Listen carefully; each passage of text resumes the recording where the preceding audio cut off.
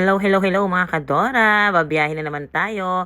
So pupunta tayo ngayon sa Dipakulaw, Aurora para sa 40th death anniversary ni Bobet at ni Divine. So sumakay tayo sa ordinary bus kasi wala pa pong van. So okay lang naman dahil malamig pa sa umaga kaya carry lang po. Mga kadora, sa terminal po sa Kabanatuan po tayo sumakay. So, medyo mas maaga pa po tayo kaysa sa van, kaya sa ordinary bus po muna tayo sumakay. So, papunta po tayo ng Baler. Magdadrop po tayo ng Baler.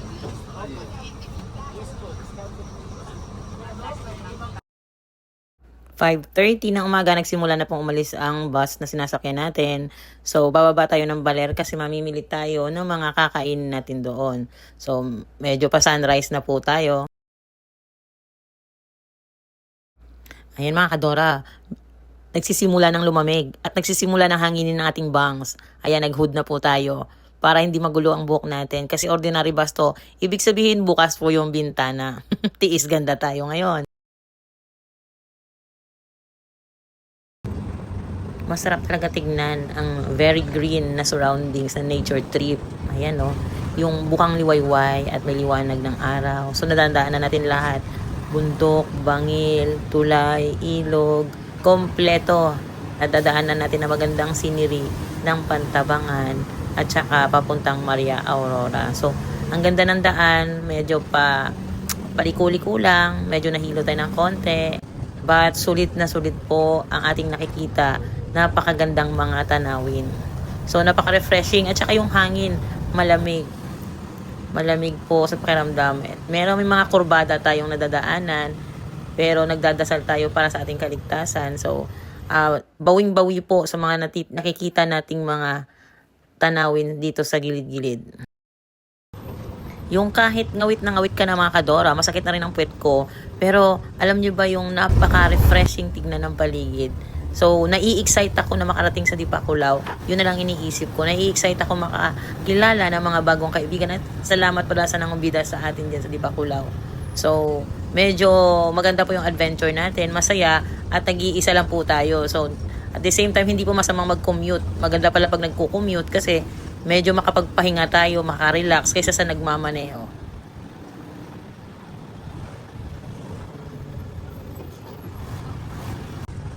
At ito nga, may nadaanan tayong napakagandang plantation ng mga dragon fruits.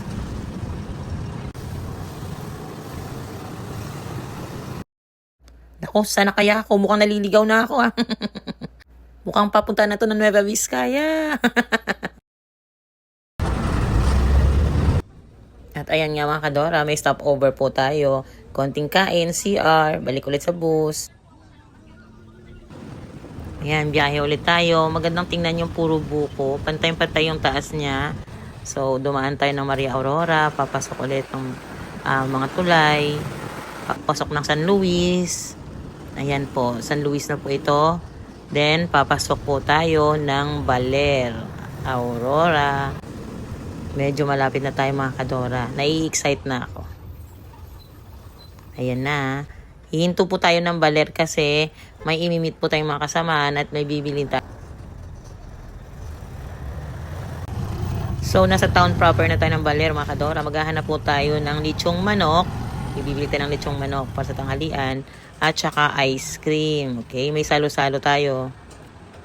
At ipipick up na rin natin mga kadora yung balloons na provide ni Sis Mary. May kalapati tayo nakikita. Mukhang sinusundo tayo. Baka ginaguide. Ito na yung mga fans. Sana hindi na rin nakilala si Bobet ng buhay pa. Siguro, talaga. Ako pa man din pag nagustuhan. I-gcash ko talaga sa mga pagkain.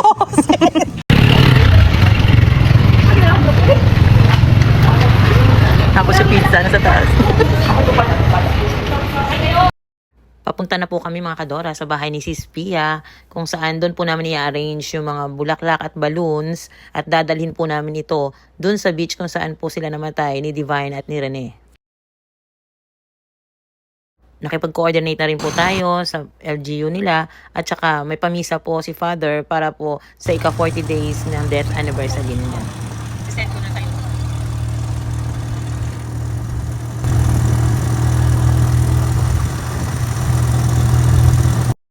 At ito po yung Barangay Lipit, Dipakulaw, Aurora. Ramdam na ramdam po natin mga kadora ang lungkot at ang bigat dahil dito po sila nasawi sa trahedya.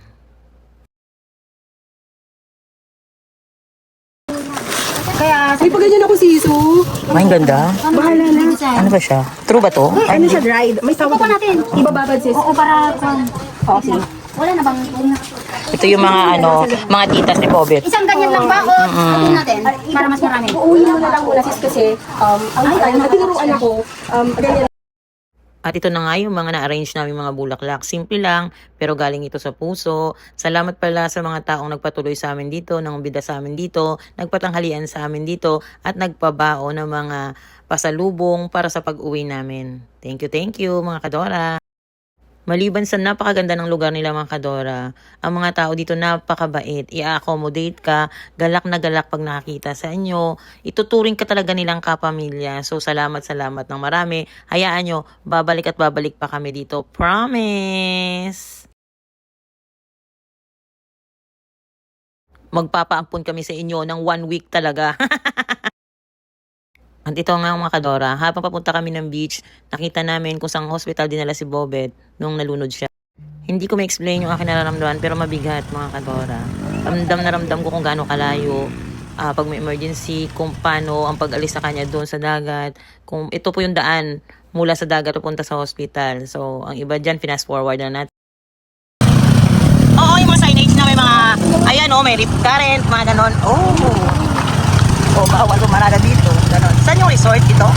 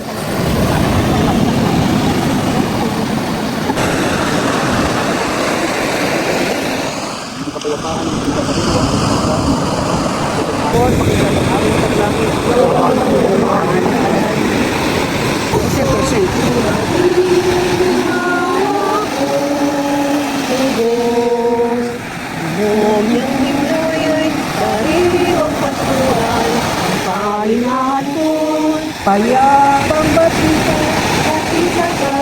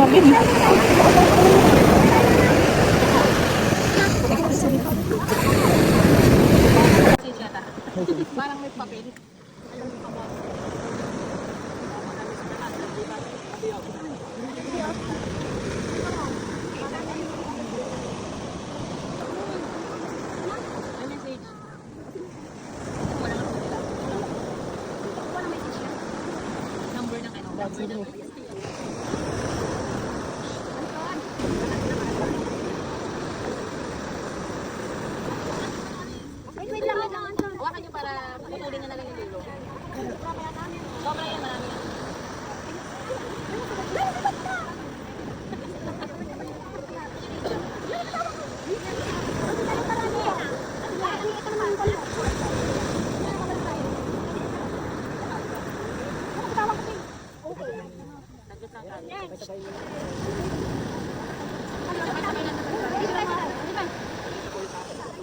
Sabay-sabay natin.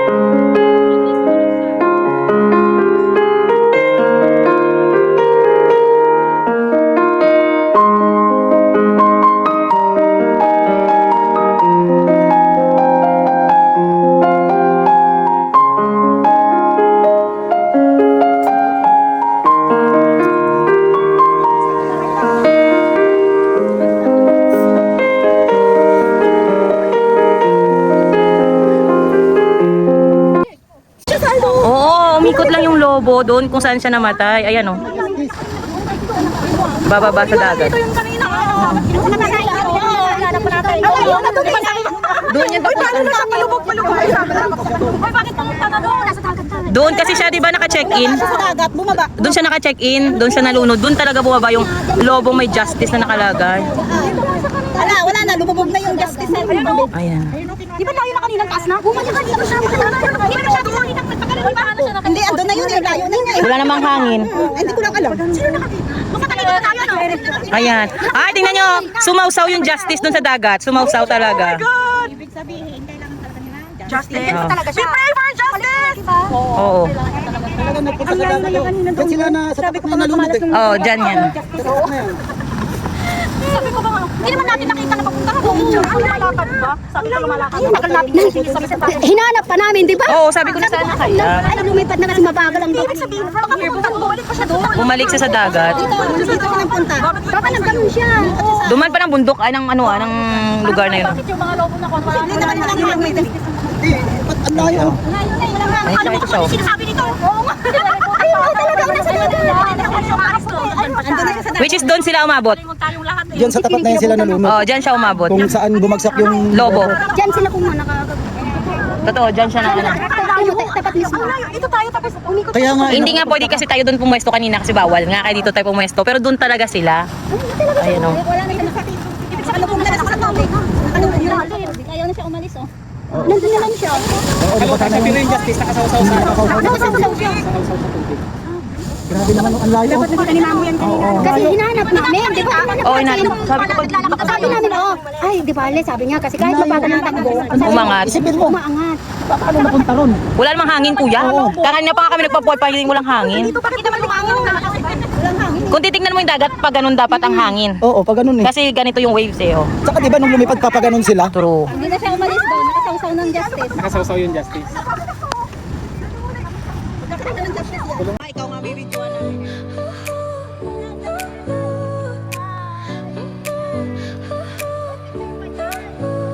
Your smile lit up like a sunrise glow. Touch so soft where the seasons flow. We met where the stars take their flight. Every moment with you feels just right. Whisper your